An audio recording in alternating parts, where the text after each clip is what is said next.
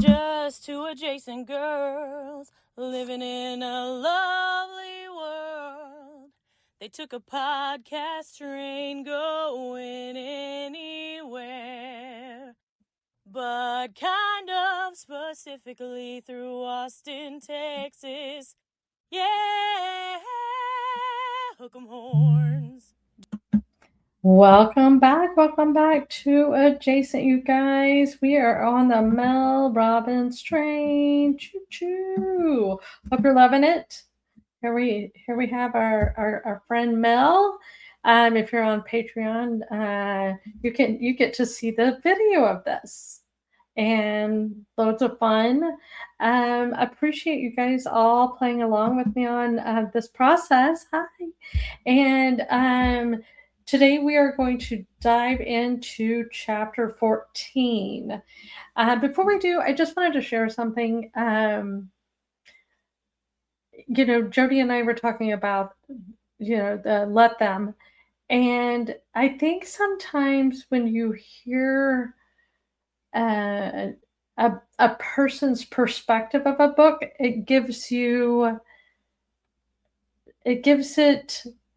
speaks to you differently. And I hope that's what I'm doing here, is that maybe you didn't want to read the Mel Robbins book, but after hearing this, now you do. Now you see the value, not because of what I'm saying, but because I'm I'm sharing what she's sharing in a way that you can receive it and process it. I think it's a great book all the way through, and we're getting ready to get into the really good stuff, okay?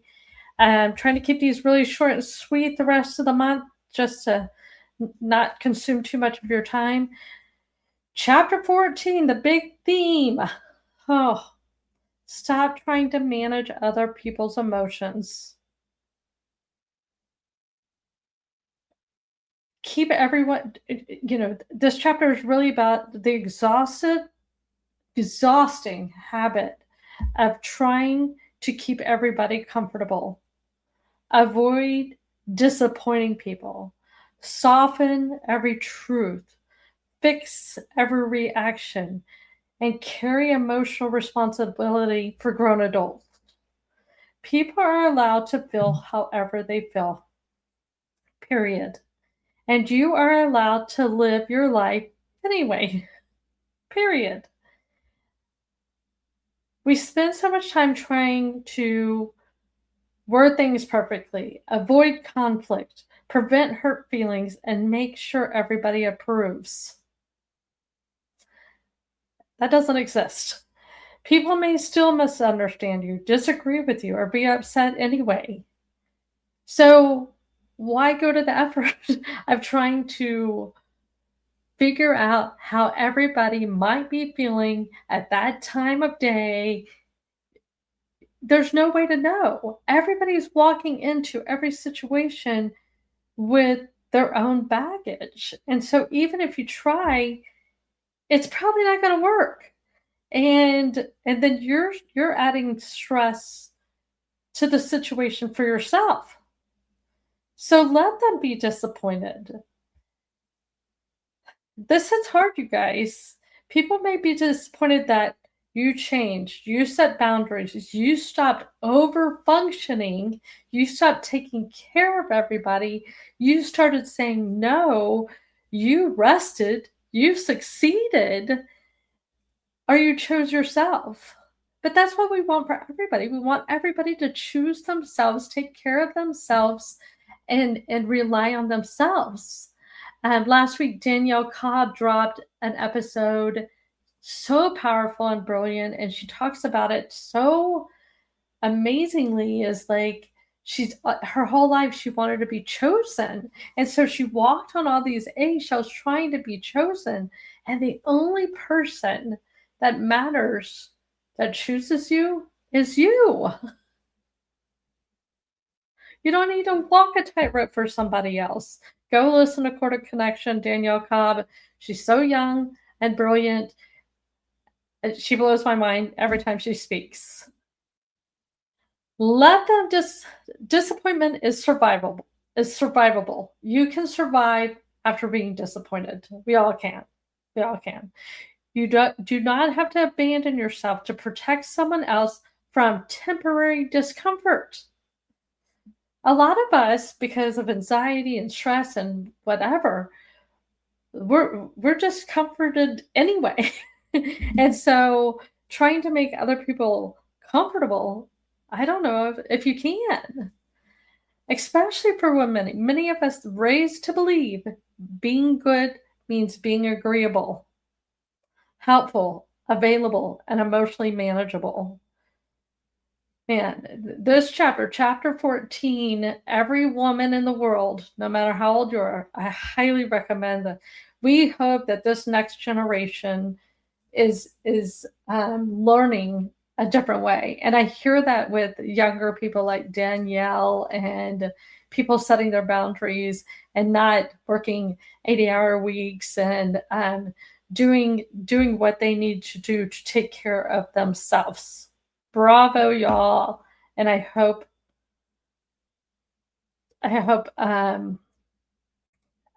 that's really what's happening. Chapter 4 also says over-explaining is often about anxiety. Over-explaining is trying to control perception. You can't control anybody's perception. You can't. Might as well just do what you want to do when you want to do it. Don't hurt anybody. Do the best that you can that's going to bring you joy. You know, here's examples of people like giving a 10, 15-minute explanation for why they're saying no to something. You don't have to. Hey, I'd like to go, hey, let's go to dinner this week. No, thanks. You don't have to say, sorry, I have back-to-back plans. I have a migraine. And on top of that, I need to do laundry and I want to hang out with my cat. No, thanks. Thanks for the invite. Please keep me in mind next time. The end. The end.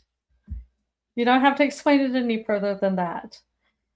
You do not have to defend every decision. You do not need to add disclaimers. You do not need to apologize for existing, ever. Shorter answers, clearer boundaries, less emotional negotiation. No is a complete sentence. And so is silence. This was a big thing for me. Being in sales, a lot of times you don't get a response from somebody. So you're taught to get to the no. Get to the no. So you ask, okay, I'm gonna call them. They didn't respond. I'm gonna text them. They didn't respond.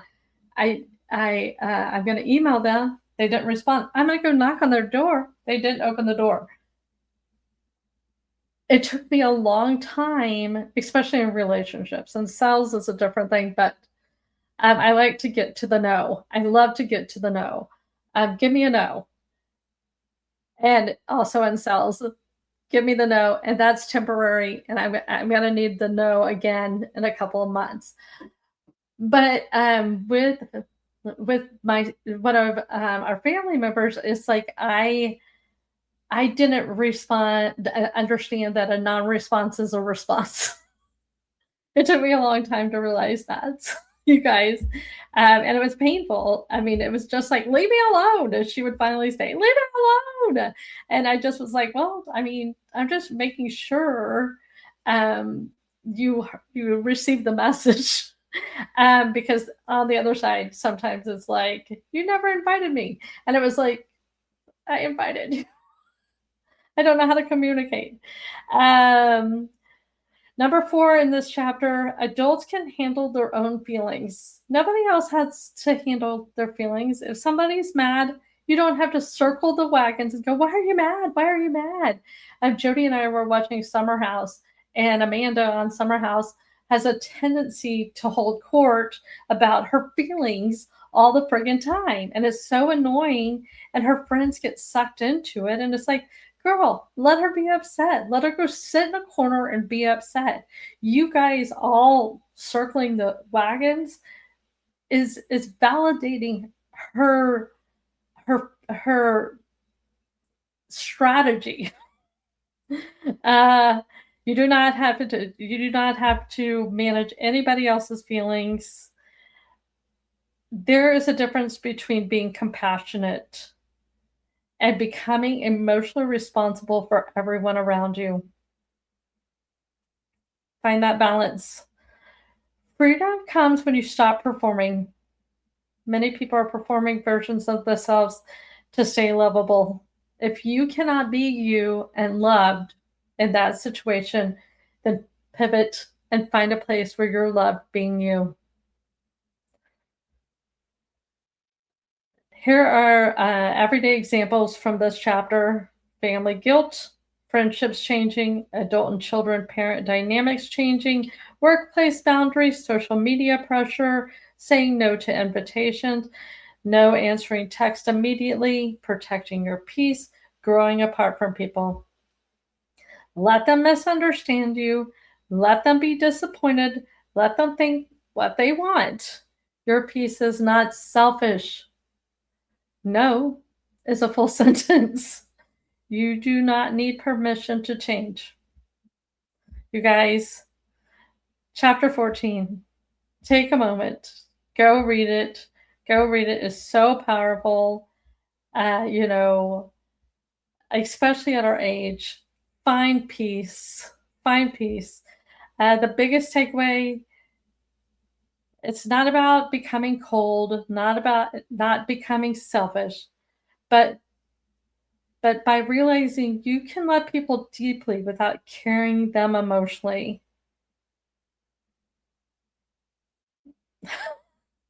Let them. You guys have a great day. I hope you're giving yourself a high five in the mirror every morning. We're doing one for y'all. We're thinking about y'all. Texas, Texas, yeah!